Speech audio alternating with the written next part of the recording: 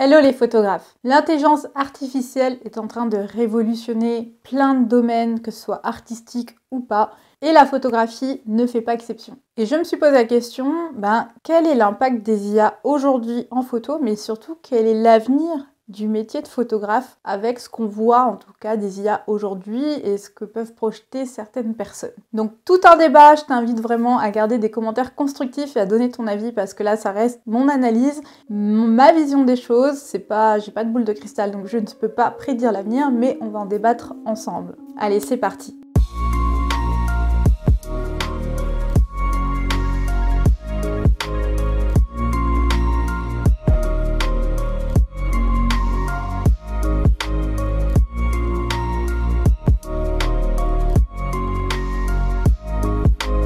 Salut les photographes et bienvenue sur la chaîne La Patte sur Objectif, la chaîne où on parle de photos d'animaux domestiques, chats, chiens et chevaux. Bon là on va parler de photos un peu plus générales, pas que animalières, puisqu'on va parler des intelligences artificielles dans la photographie. On est complètement inondé de contenu sur les intelligences artificielles, on en entend parler dans tous les sens, on entend tous les discours, des scénarios catastrophes, des scénarios très optimistes, des gens qui se fascinent et qui trouvent ça incroyable, d'autres avec qui ça fait peur. Et je pense que toutes ces réactions sont tout à fait légitimes parce qu'on ne sait pas vraiment où on va avec tout ça.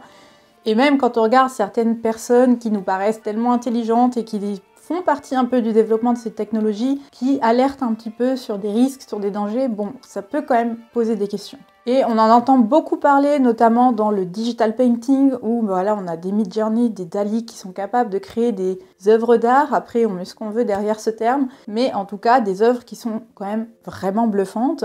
Et d'ailleurs, je me suis penchée un petit peu sur la question, je suis allée faire un petit tour sur Midjourney. Je n'ai rien demandé, j'ai juste regardé dans le feed un peu les images que sortaient les gens, et il m'a quand même sorti des choses comme ça. Genre, j'ai vu ça, je suis incapable de dire que c'est une IA qui l'a faite. Je suis incapable de dire que c'est pas une photo, et c'est quand même vraiment impressionnant. Et je pense qu'aujourd'hui, même un œil aguerri, un photographe, quand on met une bonne image générée par IA et une vraie photo à côté, je pense qu'on est incapable de dire si c'est une photo ou si c'est généré artificiellement. Donc c'est à se demander, est-ce que l'avenir des photographes est menacé? Est-ce qu'on va pas être remplacé par des IA? Et pour ça, j'ai posé directement la question à ChatGPT. Donc s'il y en a qui découvrent ChatGPT et qui vivent un peu dans une grotte, ChatGPT c'est un chatbot, ce qu'on appelle un chatbot.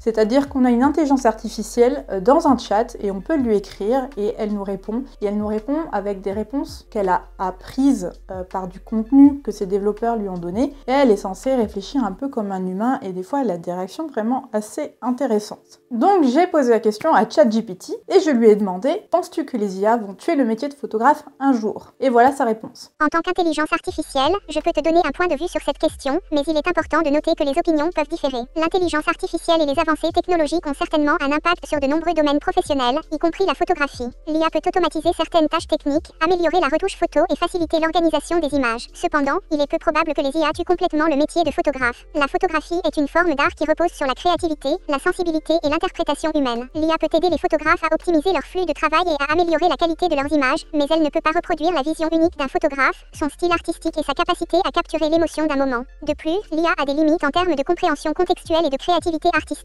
Elle peut être programmée pour effectuer certaines tâches, mais elle ne peut pas reproduire l'intuition et l'expérience humaine qui sont essentielles dans la photographie. Dans l'industrie de la photographie, les photographes professionnels ont souvent des compétences spécialisées, une connaissance approfondie de leur domaine et une relation étroite avec leurs clients. Ces aspects ne peuvent pas être facilement remplacés par l'IA. Au lieu de voir l'IA comme une menace, les photographes peuvent l'envisager comme un outil complémentaire. Ils peuvent exploiter les avantages de l'IA pour améliorer leur efficacité et leur productivité, tout en conservant leur expertise unique et leur valeur ajoutée en tant qu'artistes et professionnels. En fin de compte, la relation entre l'intelligence artificielle et les métiers de la photographie est en constante évolution. Les photographes qui s'adaptent, qui explorent les nouvelles possibilités offertes par l'IA et qui continuent de développer leurs compétences artistiques auront de bonnes chances de prospérer dans ce domaine en constante évolution. N'oublions pas que ChatGPT est bloqué en 2021, c'est-à-dire que les données dont elle dispose pour nous répondre sont des données issues maximum de 2021. Elle n'a pas accès à Internet, elle n'est pas capable de savoir ce qui se passe après 2021. Donc elle ne sait pas toutes les évolutions qui sont en cours ou qui sont déjà développées depuis 2021, sachant que ça fait vraiment depuis 2022 que ça explose. Et n'oublions pas non plus que ChatGPT est une intelligence artificielle qui est faite pour répondre à un utilisateur et pour construire des réponses qui vont nous satisfaire, donc à méditer. Cependant, j'ai trouvé sa réponse assez intéressante parce qu'elle intègre plusieurs notions. Celle d'un côté de la créativité, celle de la sensibilité, celle de l'interprétation et celle de l'émotion, mais on va y revenir un peu plus tard.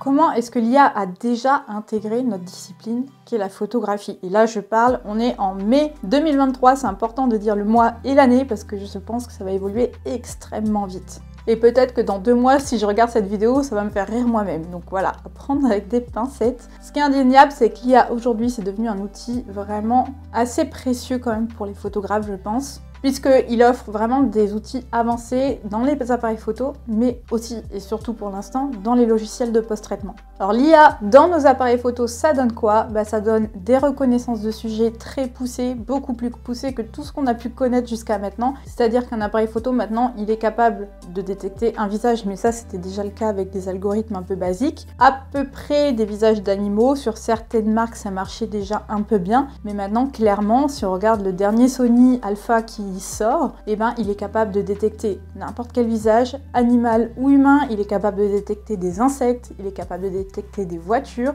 des véhicules, et du coup de mettre l'autofocus qui va avec, c'est-à-dire qu'il va suivre un sujet qu'il a identifié comme étant le sujet. Et ça, c'est quand même une grande avancée puisque derrière, c'est une intelligence artificielle, c'est plus un algorithme. Et la grande différence entre les deux, c'est que l'algorithme, il fonctionne tout le temps pareil. L'IA, elle a appris, c'est-à-dire qu'elle raisonne vraiment comme un cerveau humain. Donc, elle est capable de vraiment identifier beaucoup plus finement ce qui se passe sur la scène devant elle. Donc ça fait que sur ces appareils photo-là, l'autofocus s'est clairement amélioré. Il n'y a plus besoin de se prendre le chou sur le collimateur, le mode d'autofocus. Il est capable de voir que le sujet il bouge, quel est le sujet, et d'adapter peut-être même en mode automatique la vitesse d'obturation en fonction de la vitesse de déplacement du sujet. Ça veut dire plus de photos floues, même en mode automatique, c'est quand même dingue. Et là où aujourd'hui nos appareils photo en mode vraiment tout automatique, le petit bouton vert sur ton appareil, il essaye quand même de savoir à peu près si tu es sur du sport, si tu es sur un portrait, si tu es sur un paysage, mais ça reste très approximatif. Les réglages sont très rarement vraiment optimisés pour la scène que tu photographies. Avec l'intelligence embarquée dans les appareils photo, ça va peut-être changer la donne sur l'intérêt du mode tout automatique. Maintenant, parlons bien sûr aussi des logiciels de post-traitement. Ça fait quand même quelques temps qu'Adobe met à jour Lightroom et Photoshop avec des nouvelles fonctions dotées d'intelligence artificielle qui sont franchement bluffantes. Ça faisait déjà un petit moment maintenant qu'on avait le détourage automatique des sujets, des arrière-plans, etc. qui est quand même vraiment bluffant, qui marche très bien et qui fait gagner un temps fou.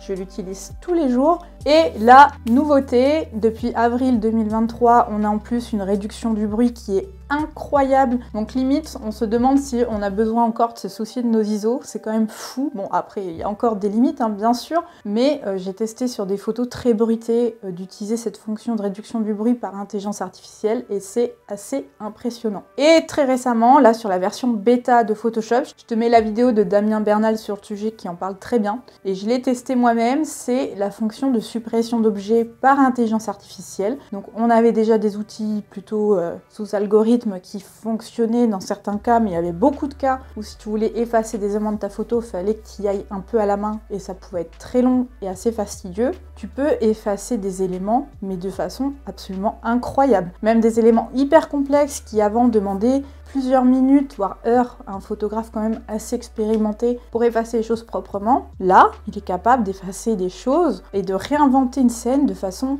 absolument incroyable et de façon très pertinente. Et je pense que c'est vraiment qu'un début, parce que là on voit que tous les logiciels là se font la course aux intelligences artificielles pour aider les photographes sur le post-traitement. Et là je pense qu'il y a beaucoup de choses aujourd'hui qui nous prennent beaucoup de temps, qui vont se faire en 3 clics demain, quoi. Alors petite pause dans la vidéo puisque quelques jours après avoir tourné et monté cette vidéo, Photoshop a mis à jour sa version bêta. Et oui, tu peux essayer la version bêta de Photoshop, c'est-à-dire des mises à jour qui ne sont pas encore implémentées mais qui vont arriver. Et ils ont mis à jour pour mettre une intelligence artificielle générative, c'est-à-dire qu'elle est capable à partir de texte de remplacer une image ou de supprimer des éléments. Et typiquement là tu vois un exemple, je te mets le lien de cette vidéo complète en description et je l'ai testé par moi-même, c'est vraiment bluffant. C'est le même principe que DALL-E ou Midjourney, c'est-à-dire que tu écris un texte à l'IA pour dire par exemple sur le côté je veux un tigre ou un chat ou ce que je veux, tu sélectionnes et il te propose de mettre un chat avec la bonne lumière, avec souvent quand même quelque chose de très performant. Et ça c'est quelque chose qui va arriver très rapidement dans Photoshop. Donc voilà, je t'en parle parce que c'est quand même une énorme mise à jour et une énorme avancée dans ce logiciel.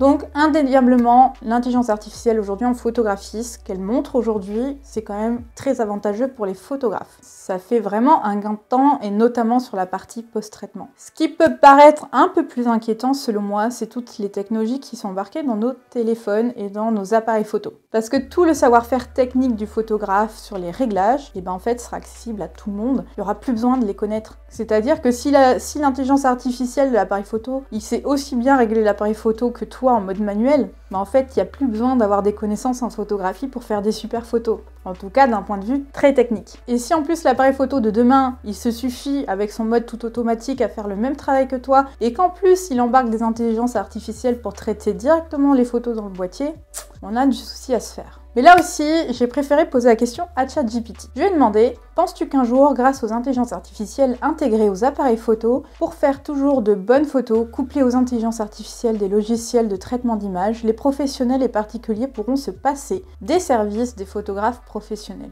Et voilà sa réponse. L'évolution de l'intelligence artificielle dans les appareils photo et les logiciels de traitement d'images peut certainement faciliter la prise de bonnes photos pour les utilisateurs, tant professionnels que particuliers. Les avancées telles que l'autofocus amélioré, la détection de visages et d'yeux, ainsi que les fonctionnalités de retouche automatique peuvent aider les utilisateurs à obtenir des résultats de haute qualité sans nécessiter de compétences approfondies en photographie. Cependant, il est important de reconnaître que la photographie est un art et qu'elle implique plus que la simple capture technique d'une image. Les photographes professionnels apportent une expertise, une sensibilité artistique et une vision unique à leurs travaux. Ils comprennent l'éclairage, la composition, la narration visuelle et sont capables de capturer des émotions et des moments uniques. Bien que l'intelligence artificielle puisse assister les utilisateurs dans la capture et le traitement des images, elle ne peut pas remplacer l'expérience et le talent des photographes professionnels. Les photographes ont la capacité de raconter des histoires visuelles, de comprendre les besoins et les attentes des clients, de créer des concepts uniques et d'apporter une touche artistique personnelle à leur photographie. De plus, certaines situations requièrent une expertise humaine, comme la photographie d'événements en direct, les séances photo complexes, la gestion des relations avec les sujets et les clients, ainsi que la post-production personnalisée pour répondre aux demandes spécifiques. L'intelligence artificielle peut être considérée comme un outil complémentaire pour les photographes professionnels, les aidant à optimiser leur flux de travail, à gagner du temps dans certaines tâches techniques et à améliorer leurs résultats. Cela leur permet de se concentrer davantage sur la créativité, la communication avec les clients et la fourniture d'un service personnalisé.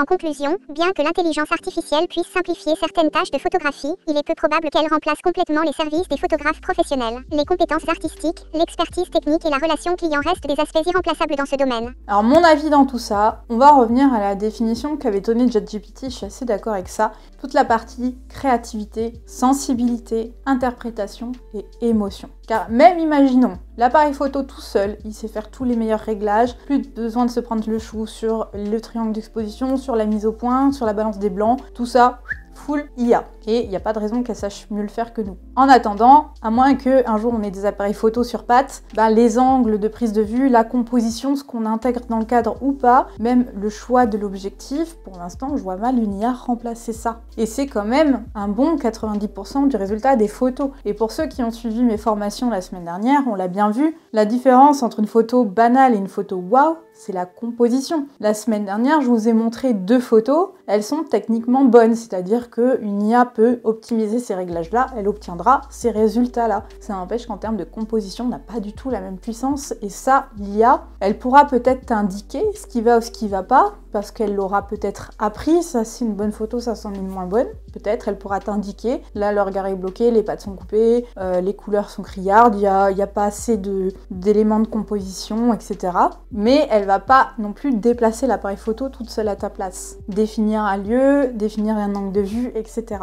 Donc pour moi, l'IA elle est quand même encore loin de remplacer le photographe, mais, je mets un mais, je pense quand même que le besoin en photographe professionnel peut baisser, puisqu'il y aura des gens qui vont se contenter de ça, qui n'auront pas forcément besoin d'aller plus loin. De la même façon que la photographie a remplacé la peinture de portrait classique, c'est-à-dire qu'avant, pour avoir une une image de soi, il fallait passer par un peintre professionnel qui vous dessinait trait par trait exactement à ce que vous ressemblez. Aujourd'hui, la peinture, elle a été remplacée, enfin ce type de peinture a été remplacé par la photographie, et c'est grâce à ça que la peinture est devenue ce qu'elle est aujourd'hui, c'est-à-dire un art qui peut être abstrait, qu'on est parti sur des trucs complètement loufoques qui n'existaient pas avant, puisque la peinture servait à être réaliste. Peut-être que demain, la photo réaliste servira plus à rien, parce que tout le monde est capable de la faire de façon très bonne, de la même façon que ce que nous on peut faire en photoreportage. Demain, n'importe qui peut-être pourra faire du photoreportage classique. Mais ce que l'IA ne saura pas faire tout de suite, en tout cas, pas pour moi, c'est le côté artistique, avoir vraiment des choses qui sont très poussées, très réfléchies, avec des compositions fortes,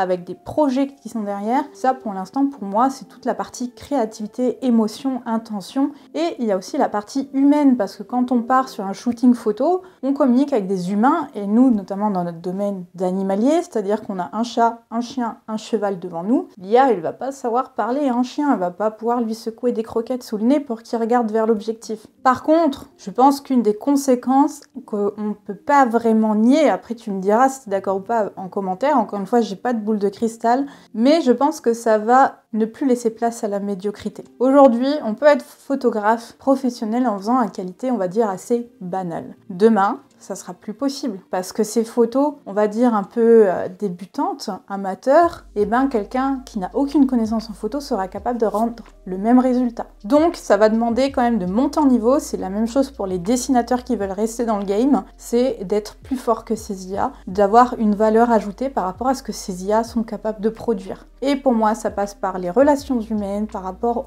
à la qualité aussi du travail qui est sorti, être sûr qu'un bon appareil photo qui a des IA intégrés avec des bons logiciels avec des IA intégrés n'est pas capable de faire ce que tu fais. Donc ça va demander un niveau qui est au top du top. Et je pense aussi, chose hyper importante selon moi, que les IA, il ne faut surtout pas s'en détourner. Elles sont là, elles vont faire partie de notre quotidien, je pense bien au-delà de ce qu'on peut imaginer aujourd'hui, et je pense que ça va vraiment chambouler l'humanité, hein, je ne mâche pas mes mots, c'est vraiment ce que je pense. Après, tu diras toi ce que t'en penses, mais je pense que ça va chambouler vraiment nos quotidiens, chambouler nos sociétés. Et aujourd'hui, un photographe ou n'importe quel professionnel qui veut survivre avec ces IA, il doit s'intéresser aux IA et il doit les utiliser et utiliser tous les avantages qu'ils proposent, parce que sinon tu te laisseras dépasser. Donc pour moi, il faut vraiment les voir comme un allié et pas comme un ennemi, et vraiment exploiter tout ce qu'on peut exploiter aujourd'hui et avancer vraiment avec cette évolution qui est vraiment très rapide. Donc en conclusion, moi je dirais quand même que les IA, elles sont quand même très avantageuses pour les photographes, mais il va falloir monter le niveau en termes artistiques, créativité, technique, post-traitement, et c'est vrai qu'on ne pourra plus être photographe professionnel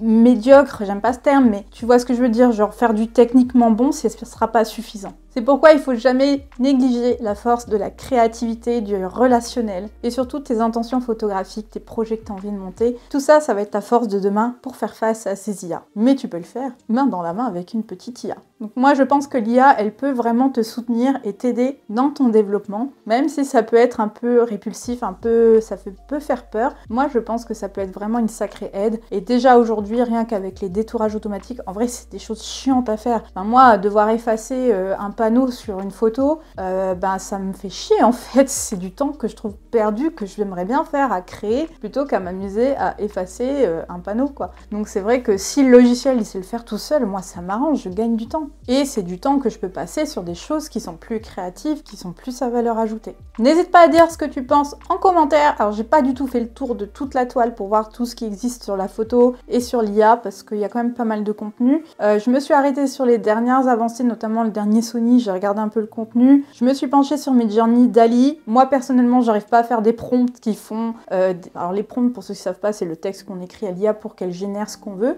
Je ne suis incapable aujourd'hui de faire un prompt correct pour avoir une photo dans Midjourney ou une image dans Midjourney qui me paraisse correcte. Après voilà, c'est un apprentissage aussi, les IA. J'ai vu qu'il y avait énormément de contenu, mais j'ai pas pris le temps du tout de me pencher là-dessus. Mais je vous avoue que je regarde tout ça avec quand même beaucoup de curiosité, et puis ça me fascine quand même un peu tout ça. J'attends de voir ce que ça donne, comme tout le monde. Je ne suis pas devin. Mais je suis assez fascinée par tout ça, donc voilà, à suivre. Donc commente avec ton avis, on se retrouve très bientôt. Surtout, d'ici la semaine prochaine, porte-toi bien et à bientôt.